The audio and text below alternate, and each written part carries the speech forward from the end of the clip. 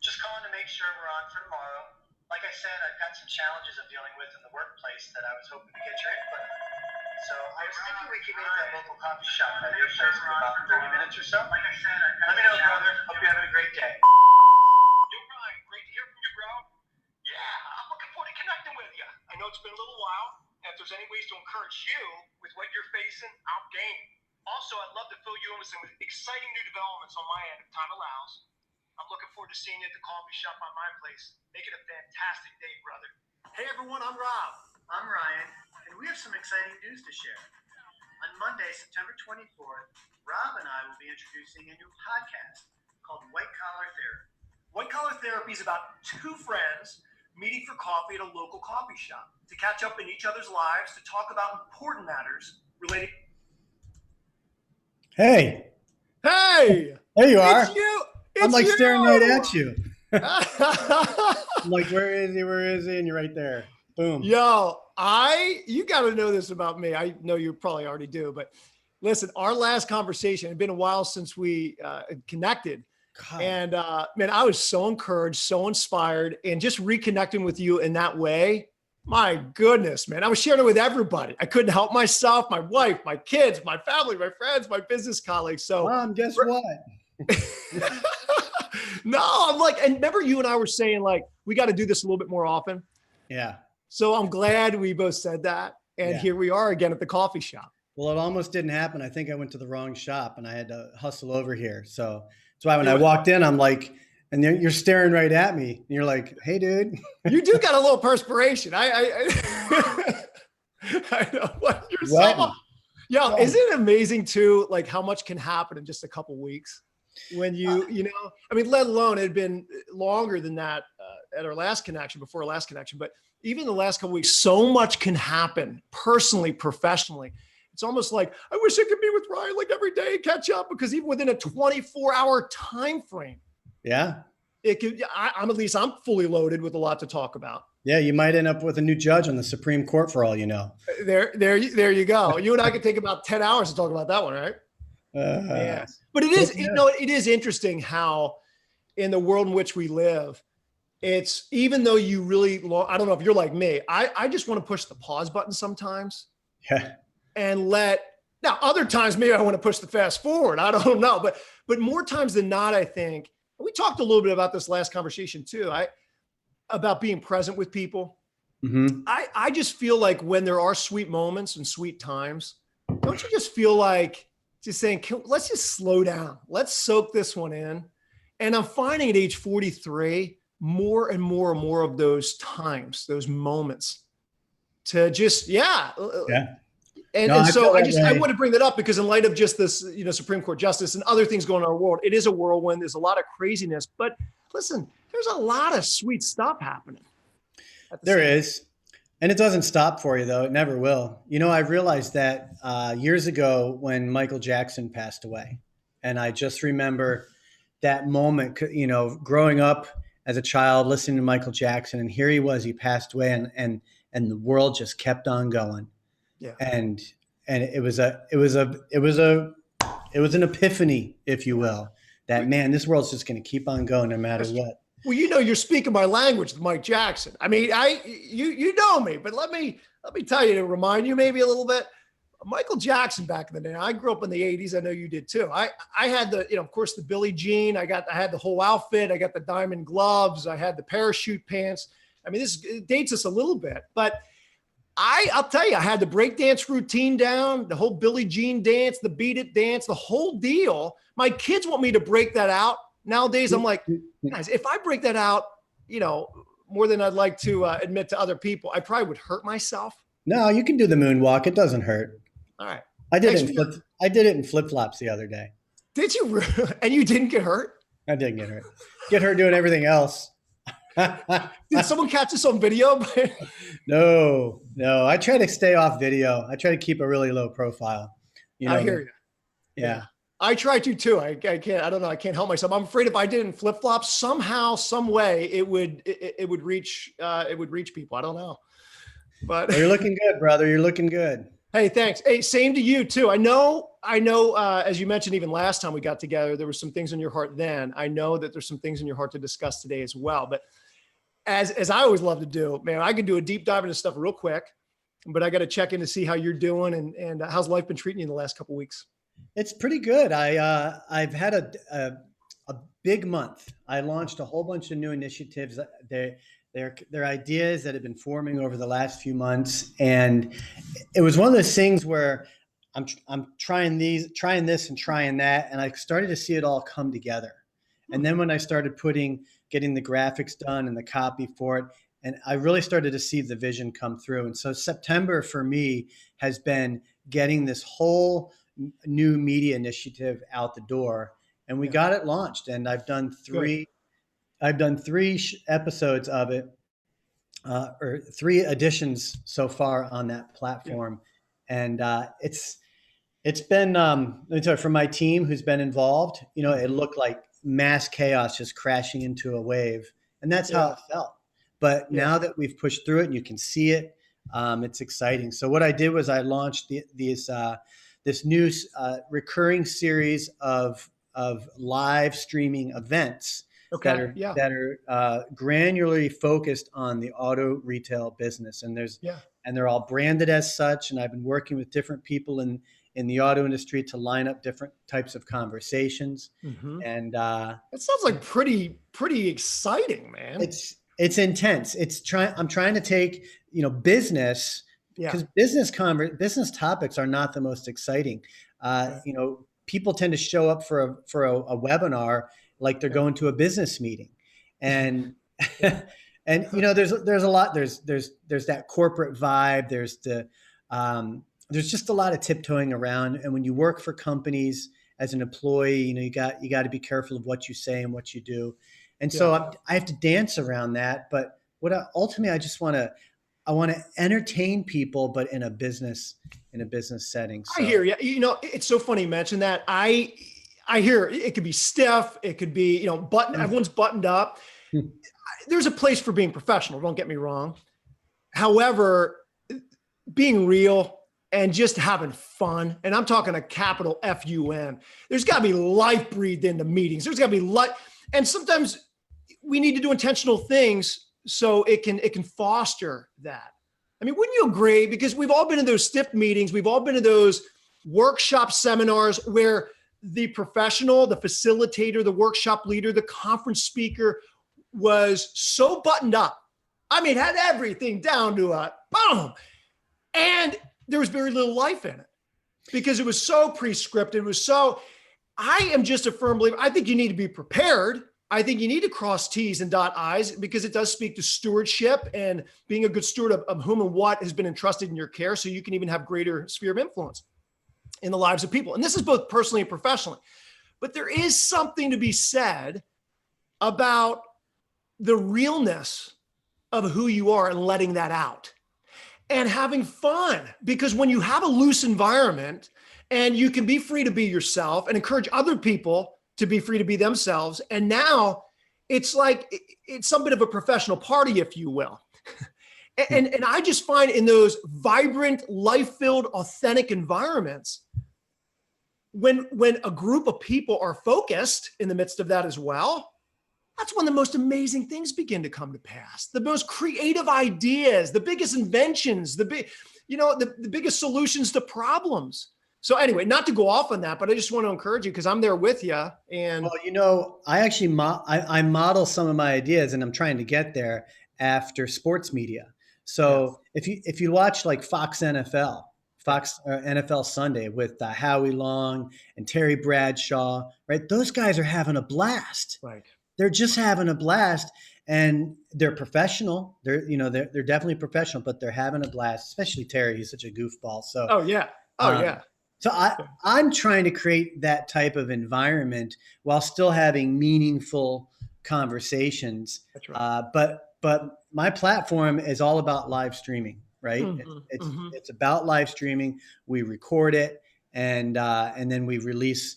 I release the content through podcasts and videos and blogs, and you know what? I'm noticing a lot of other people following suit. The people are picking up and in my space, and they're doing it too. And I think it's great. I think it's awesome to see people really just kind of grabbing technology by the horns and going with it. It's cool to see. You know, I think that when you are prepared, but not overly prepared, but when you come prepared to any meeting, any gathering that you should be somewhat prepared for, that should actually free you up to be more spontaneous in the moment. Sure.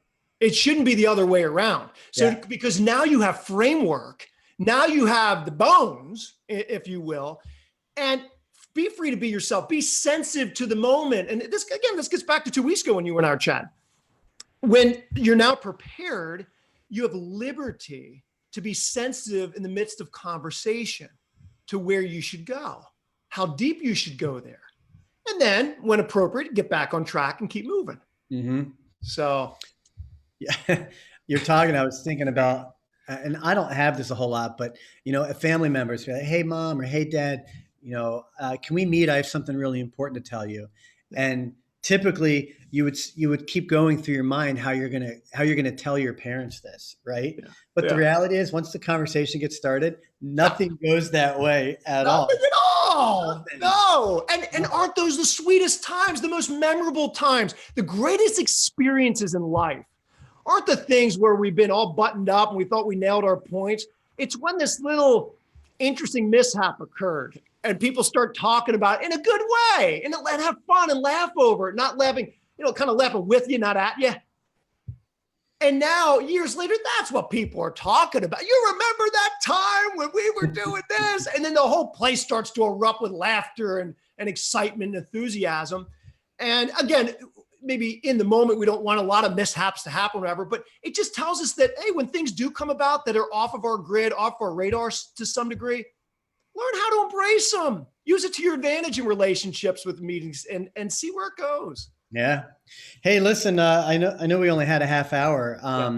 And I was curious. You had mentioned something on the phone. I think you did. I think you were like a guest on a podcast or something, or a show just recently.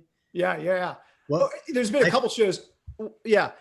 I don't know which one you may be referring to. No, it's been such a joy the last year being on so many different, podcasts as an interview speaker, I think it was just the other day because I felt like I had known the name of the show and I just can't think of it. Anyway, how did that go? I was curious. No, there was one recently that Beyond Influencer Marketing, for instance. And that was a really cool one. Beyond, that's the one. Okay. Beyond. That was a really cool time. Sit down. And for me, it was about going back to the basics of influential relationships. Do you know where I landed on that, Ryan? And I don't know. Hopefully, this will be an encouragement to you. It was me. She was thanking me she was talking to me. Hey, Rob, you've grown so many different businesses, non and for profit. How do you influence people in a positive way? And it just got me thinking. And I was like, you know what? I tap into even family members that, we get so accustomed to family members or even close friends. They know us who we are personally, professionally. And sometimes we don't even sit down with them intentionally to say, hey, here's what I'm really up to in my latest stuff. Hey, do you know of anyone that I would have a chance to influence, maybe because of a need or because of a business that they're involved in? And I use my dad as an example. And the more that I was talking on this interview, the more excited I was that I'm already doing this stuff. Like I do tap into family members and close friends and get them excited about the projects I'm working on and say, hey, who do you know that I can meet with? But it also encouraged me to be like, am I doing enough of this? Even though I'm like brought on this show to give input about how I'm influencing people and stuff like that, but I could be doing that much more of a better job. So she just did a great job with taking me into how I build things one person at a time. It gets back to our earlier conversation we had a couple of weeks ago, as far as influence and even getting referrals from people. So it was a dynamic conversation. Yeah. Good. Yeah. I didn't catch it, but I saw it cross my radar and I'd recognized Beyond.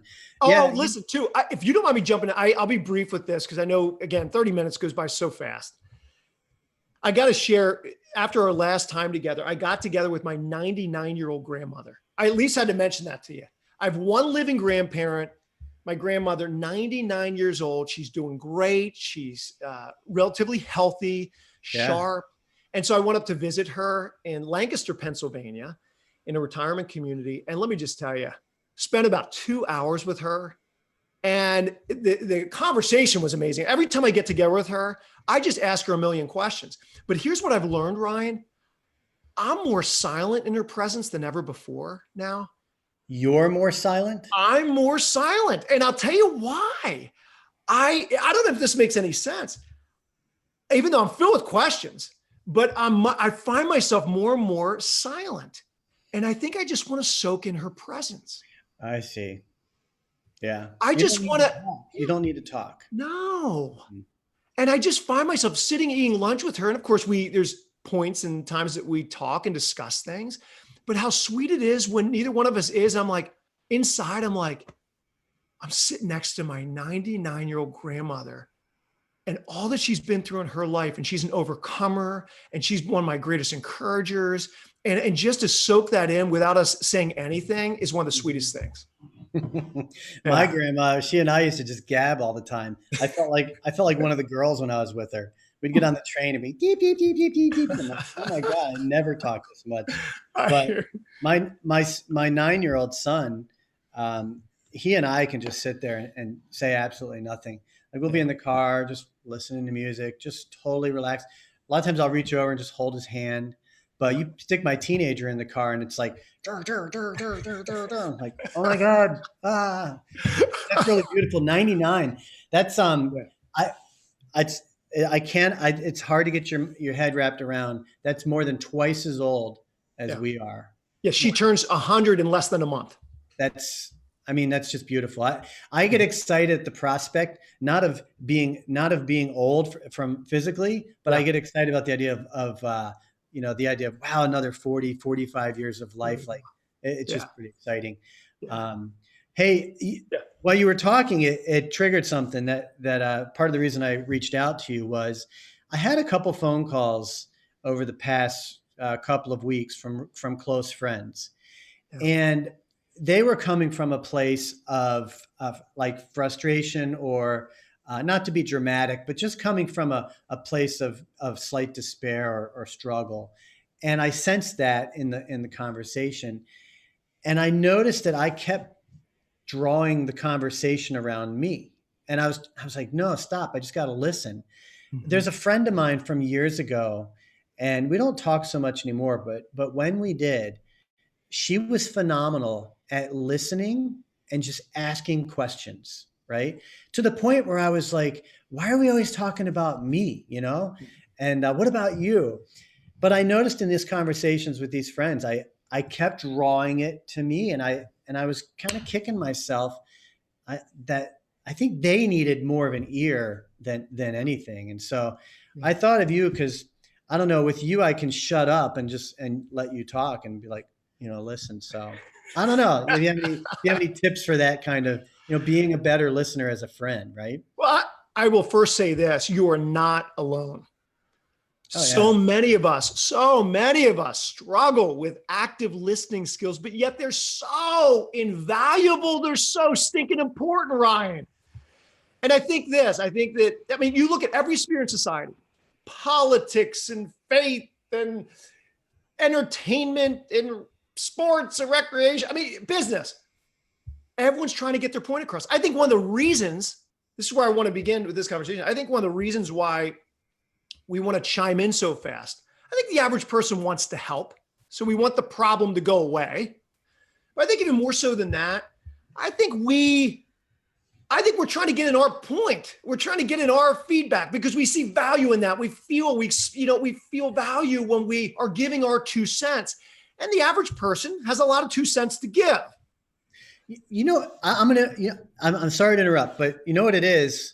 When I hear them talking, it seems like the answer is obvious to me, right? Like,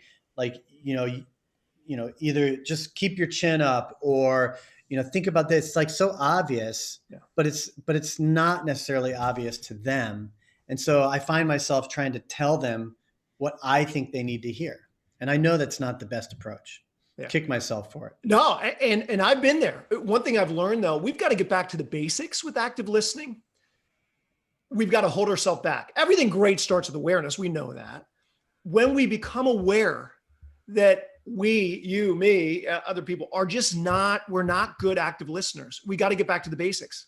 And what I mean by that is catch yourself before you're about to speak, because now you become aware and really listen. Now, here's a great thing. I call it reflecting what the other person's saying or echoing what they're saying. And it kind of sounds childlike, but we need to get back to basics. We need to become like children again, don't we? Sure. Yeah. And sometimes we want to think, well, no, internally, it's much more complicated than that. No, I think the most beautiful, most sweet aspects of life and in life skills, it's getting back to the basics.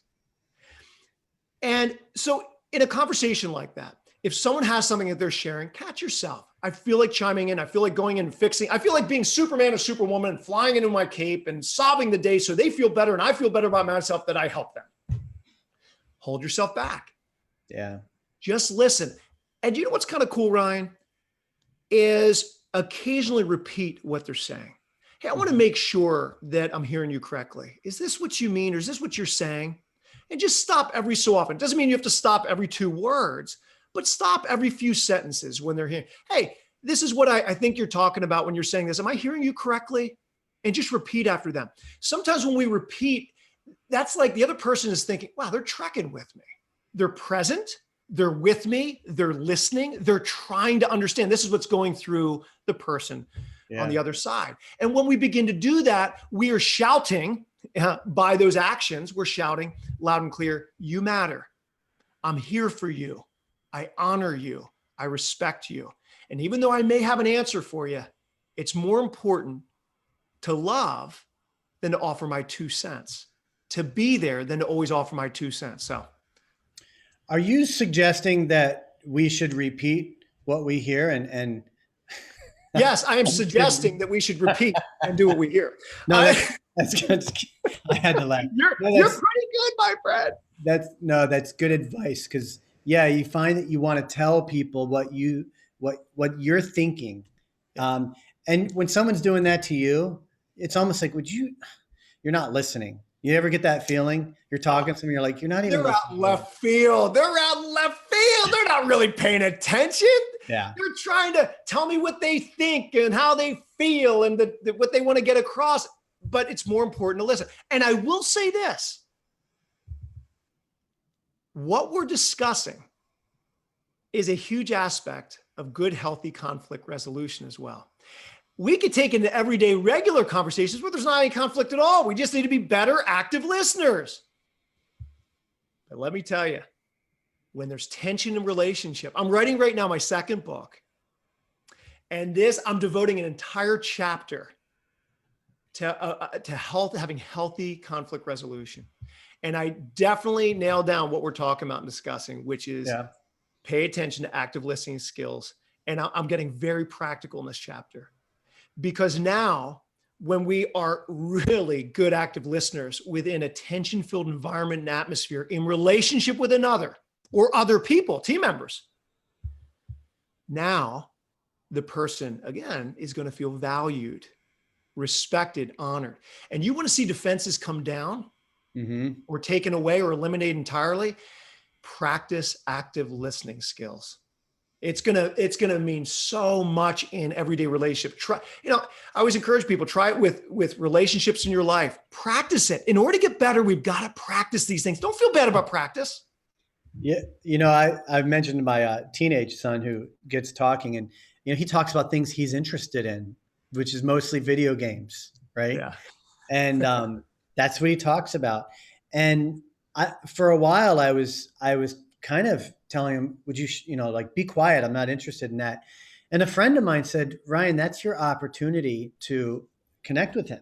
And that was the best advice I've had in a long time. Cause now when he's talking, I'm really not interested, but I know that if I can just listen and be in that moment with him, that's what he wants. He wants that connection. So I guess long and short of it is I feel like I failed a couple of my friends last week. And that's why I called you. Cause I'm like, I feel like I maybe wasn't the best friend that I could be. And I feel like I blew that moment, that opportunity. So Yeah. got to be in the I moment. do want to, I know our time's getting short, but I do want to end it by saying this, and not to sound funny or corny. What can I say? I'm myself. People just need a big hug. At the end of the day, many people just want to get off the chest of what's happening, venting a little bit. They want to feel cared for. Mm-hmm. And so when we listen, this is in a weird way. When we listen, it's like we're giving them a hug to say, I got you. And it's a good visual while someone's talking. Just listen to what they're saying and visualize giving them a hug. Yeah. Now, Right? I know many people. I know many people out there are like, "Oh my goodness!" When I think of like business colleagues, I don't want to think of my boss like I'm giving them a hug. Oh my goodness! No, I'm being real with people because it speaks to every human being. I don't care what culture you come from, what subculture you come from. Every human being has meaning. Their lives have meaning and significance. They're invaluable as human beings, and when we value the human being, it's going to compel them to be about a significant work in which they do in their profession. So, dude, I just enjoy this so much. I know we're already climbing up on 30 minutes. I know you gotta be somewhere. And yeah, I just wish, sometimes I wish we could even extend the time, but I know with so much going on in your life and mine, I know we're just thrilled just even at 30 minutes every so often. Yeah, no, I appreciate you doing this. I know you're right down the street and it's not too far, but no, I appreciate it. So, sounds like things are good on your end. We should do this again in a couple of weeks. Yeah, let's do it in a couple of weeks for sure. Okay. I keep on saying let's do it tomorrow, but no, let's do it in a couple of weeks. Yeah. No, it's I tend to try to make things routine, like weekly or monthly. Everything seems to revolve around the month, which kind of bugs me. I don't think it's just kind of natural. So no, I hear you. Yeah, let me know. Ping me. Well, let's get together again and catch up a little bit. And happy birthday to your grandma. When does she turn 100? Turns 100 on November 5th. And so, yeah, so less than a month. And we're just going to probably do some smaller thing. We're not even going to do a huge thing, but just the immediate family is going to go and spend some really good time with her. All right. It's going to be great. Happy birthday to your grandma. Thank you so much. Hey, till next time. All right. Good to see you, brother. All right. Good to see you too. Enjoy. See ya.